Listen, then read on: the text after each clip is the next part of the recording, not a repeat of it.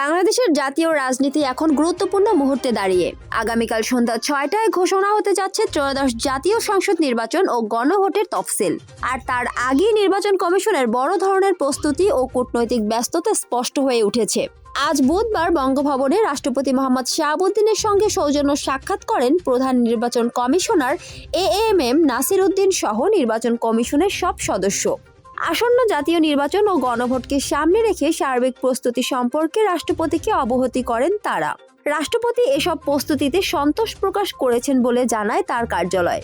সাক্ষাতে উপস্থিত ছিলেন নির্বাচন কমিশন সচিবালয়ের সিনিয়র সচিব আক্তার আহমেদ, রাষ্ট্রপতি কার্যালয়ের সচিব খান মোহাম্মদ নুরুল আমিন এবং সামরিক সচিব মেজর জেনারেল আদিল চৌধুরী। এর আগে দিনের শুরুতেই নির্বাচন কমিশনের কার্যক্রম ছিল আরও ব্যস্ত। রেওয়াজ অনুযায়ী রাষ্ট্রপতির সঙ্গে সাক্ষাতের আগে প্রধান উপদেষ্টা ডক্টর মোহাম্মদ ইউনূসের সঙ্গে দেখা করেই সিএসির নেতৃত্বাধীন পূর্ণ কমিশন সেখানে নির্বাচন আয়োজনের বিভিন্ন বিষয় নিয়ে বিস্তৃত আলোচনা হয়। পাশাপাশি ইতিমধ্যে সংশোধিত আরপিওর গেজেটেও প্রকাশ করেছে ইসি।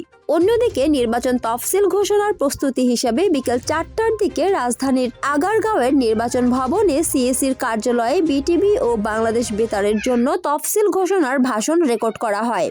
রেকর্ডিং শেষে কমিশনাররা এক সংক্ষিপ্ত বৈঠক করেন।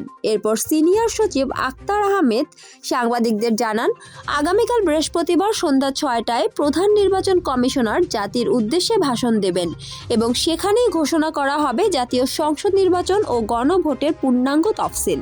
বিটিভি ও বেতারকে আগেই এই ভাষণ প্রচারের ব্যাপারে আনুষ্ঠানিকভাবে চিঠি পাঠানো হয়েছে।